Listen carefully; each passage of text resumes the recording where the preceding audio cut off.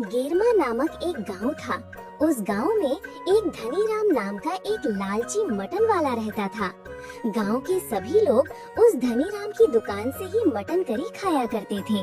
उसके दुकान के आसपास और भी दुकान थी, पर उनकी तरफ कोई नहीं जाता था। अरे गोविंद, जल्दी जल्दी हाथ चला और ये मटन जल्दी जल्दी तैयार कर। तुझे पता है ना, ग्राहकों का आने का समय हो गया है और तूने वो मसाला मटन में मिला दिया है ना, उससे मटन का स्वाद बढ़ जाता है। सेठ धनीराम की बात सुनकर गोविंद गुस्से में अपने आप से बोला, छी, कितना लालची इंसान है। ये ऐसा सोचता है कि जैसे मुझे तो कुछ पता ही नहीं है कि उस मसाले से क्या होता है। कितना झूठा इंसान है। अरे गोविंद, क्या सोचने लग गया? जल्दी जल्दी हाथ चला। अरे सेठ जी, आप चिंता मत कीजिए। आपने मुझे जैसा बताया था मैंने उतना ही वो मसाला मिला दिया है। देखो, आप खुद देखो, ये मटन में से कितनी अच्छी महक आ रही है। अरे वाह वाह, मटन में से क्या महक आ रही है, और आएगी भी क्यों ना। ये धनीराम की मटन करी है। थोड़ी देर में धनीराम की दुकान पर मटन खाने के लिए ग्राहकों की भीड़ लग जाती है। अरे तुम्हारे दुकान की मटन करी की तो बात ही अलग है। इसमें से तो बहुत अच्छी महक आ रही है। जरा मुझे एक प्लेट मटन दियो भाई। हाँ भाई, अभी देता हूँ। ये सेठ धनीराम की मटन घड़ी है। पूरे बाजार में आपको ऐसा कहीं नहीं मिलेगा। इधर धनीराम की दुकान पर ग्राहकों की भीड़ लगी होती है, उधर दूसरे लोगों के ठेले पर एक भी ग्राहक नहीं होता। अरे वाह, आज तो बहुत अच्छी कमाई हो गई। हे भगवान, आपकी ऐसे ही मुझ पर कृपा बनी रहे। हाँ सेठ जी, अगर ऐसे ही रोज कमाई होती रही तो आप बहुत ही जल्दी इस पूरे गांव में सबसे ज्यादा अमीर इंसान बन जाओगे। हाँ, और इससे मेरी तिजोरी भी पैसों से भरी रहेगी। हाँ सेठ जी, वो तो है। अरे सेठ जी, मुझे आपसे कुछ कहना था। हाँ हाँ, बोल बोल, तुझे क्या कहना है? आज मेरा मूड ऐसे भी बहुत अच्छा है। वो सेठ जी, क्या है ना, मैं कह रहा था कि आप जरा मेरी तनख्वाह थोड़ी बढ़ा दे तो अच्छा रहेगा, क्योंकि इतनी तनख्वाह से मेरा घर चल नहीं पाता है। अबे सारा मूड खराब कर दिया तूने मेरा। अब ज्यादा दिमाग खराब मत कर, वरना तुझे नौकरी से निकाल दूंगा। सेठ की बात सुनकर गोविंद डर कर चुप हो जाता है। जब देखो मुझे नौकरी से निकालने की धमकी देता रहता है।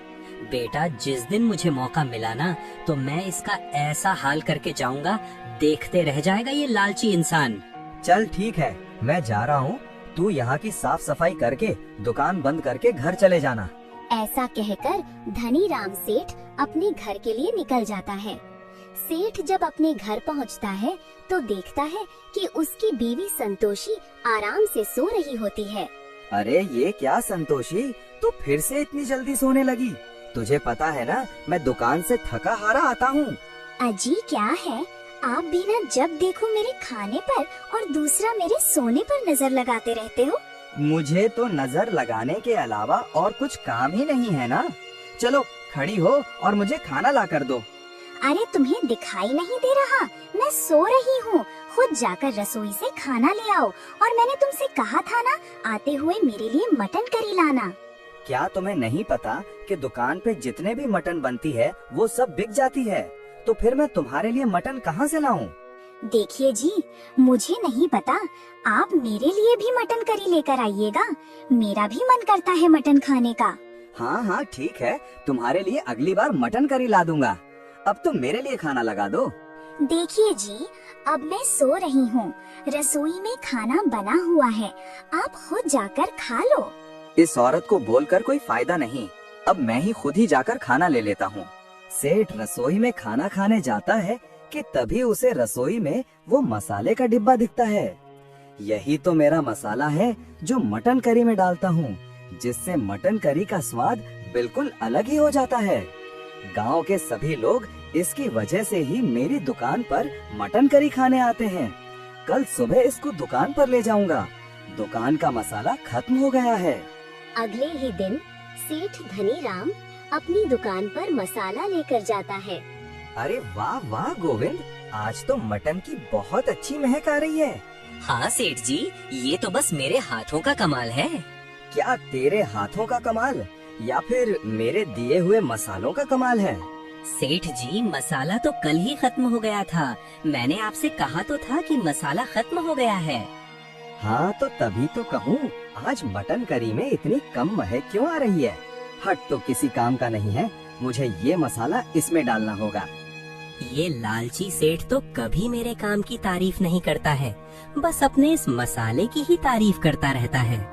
ऐसा कहकर सेठ धनीराम मटन में मसाला डालता है। अरे मुझे महक थोड़ी कम लग रही है, क्यों ना ये सारा मसाला इसमें डाल दूं? इतना कहते ही सेठ ने उस डिब्बे का सारा मसाला उस मटन में डाल देता है। अरे रे, ये सेठ ने तो इतना सारा मसाला डाल दिया इस मटन में। इनके लालच की सजा बेचारे गांव वालों को भुगतनी पड़ेगी। थोड़ी जल्दी जल्दी हाथ चला ले, ग्राहक आने वाले होंगे। सेठ जी, मैं तो सुबह से ही काम कर रहा हूँ। हाँ वो तो मुझे पता है, तू दुकान में कितना काम करता है। अगर तू जल्दी जल्दी काम करता तो अभी तक दुकान का सारा काम खत्म हो चुका होता। खुद तो बैठा रहता है और बस भाषण देता रहता है और बस मुझ पर रोब झाड़ता है और मुझसे कहता है कि मैं काम नहीं करता हूँ। गोविंद, मुझे ऐसा क्यों लग रहा है कि तू मेरे बारे में कुछ बोल रहा है। अरे सेठ जी, मेरी इतनी कहाँ हिम्मत कि मैं आपके बारे में कुछ बोल सकूं। थोड़ी ही देर में सेठ की दुकान पर ग्राहकों की भीड़ लग जाती है। अरे भैया, जरा मुझे 2 प्लेट मटन करी पैक करके दो, आज मेरे घर मेहमान आए हुए हैं। हाँ हाँ अभी करता हूँ। ऐसे ही धीरे धीरे सेठ धनीराम की दुकान से सारी मटन खत्म हो जाती है और सेठ की दुकान के गल्ले में बहुत सारे पैसे जमा हो जाते हैं। अरे वाह वाह, आज भी इतनी अच्छी कमाई हो गई है। लगता है भगवान इस धनीराम को धन देना शुरू कर दिए हैं। लगता है ये लालची सेठ जल्दी इस गांव का सबसे अमीर आदमी बन ही जाएगा। अगले दिन सेठ धनीराम अपनी दुकान पर खड़ा होता है। तभी एक औरत सेठ धनीराम की दुकान पर आती है। धनीराम भाई साहब, कल आपकी दुकान से जो मटन लेकर गई, उसे खाकर मेरी बच्चों के पेट में दर्द हो गया। वो औरत ये सब बोल ही रही होती है कि तभी एक आदमी सेठ की दुकान पर आता है। अरे क्या रे सेठ, तूने अब क्या मटन में मिलावट करना शुरू कर दिया है। तेरी वजह से कल जो मेहमान आए मेरी बेइज्जती हो गई। कल तेरे यहाँ की मटन खाते उसके पेट में दर्द हो गया। अरे भाई, तुम लोग कैसी बात कर रहे हो। मेरे यहाँ के मटन में आज तक कोई कमी निकाला है। अच्छा, तो क्या हम झूठ बोल रहे हैं। ऐसे ही थोड़ी देर में ही दुकान पर शिकायत करने के लिए और ग्राहकों की भीड़ लग जाती है। हाँ भाई, ये लोग सही कह रही हैं। कल जो हम लोग तेरी दुकान से मटन करी ले गए थे, उसमें हम सबका पेट दर्द हो गया। देख भाई, अब तो ये अपनी दुकान बंद ही कर दे, क्योंकि अब से कोई भी तेरी दुकान से नहीं खाएगा। अरे हाँ भाई, सही कह रहे हो। इस सेठ की दुकान की मटन खाकर मरना थोड़ी है। वो सारे ग्राहक धनीराम को सुनाने लगते हैं और चले जाते हैं। सेठ धनीराम दवाई लेने जाता है। अरे आपके मसाले से लोगों का पेट दर्द होना शुरू हो गया। मेरे सारे ग्राहक कम हो गए हैं। अच्छा, तो इसका मतलब मैंने तुझे जितना बताया था, तूने उससे ज्यादा ही वो मसाले का इस्तेमाल किया है, जिस वजह से लोगों के पेट में दर्द हो रहा है। अरे भाई, 2-3 दिन से मेरा धंधा चौपट हो चुका है। कोई भी मेरी दुकान पर मटन खाने नहीं आ रहा है। अच्छा, तो इसका मतलब मैंने तुझे जितना बताया था, तूने उससे ज्यादा ही वो मसाले का इस्तेमाल किया है, जिस वजह से लोगों के पेट में दर्द हो रहा है। जी, आप चिंता मत करो। आपने जितना बताया है मैं उतना ही मिलाऊंगा। फिर सेठ वहाँ से अपने घर चला जाता है। अरे संतोषी, जरा ये डिब्बा को संभाल कर रख दो। मैं अभी सोने जा रहा हूँ, तो मुझे सुबह याद से डिब्बा दे देना। लेकिन आखिर इस डिब्बी में ऐसा है क्या? अरे इसमें ऐसी चीज है जिसे किसी भी खाने के चीज में मिलाओ तो उसका स्वाद बदल जाता है। पर तुम इसका इस्तेमाल मत करना, ये तुम्हारे लिए बिल्कुल भी नहीं है। ऐसा कहकर सेठ सोने चला जाता है। तुम्हारे कहने से क्या होता है? मुझे लगता है कि ये इसे मटन में मिलाते हैं, तभी तो इनकी मटन गांव में इतनी मशहूर है। क्यों ना मैं ये थोड़ा सा निकाल लूं? अगली सुबह सेठ अपनी दुकान पर जाता है।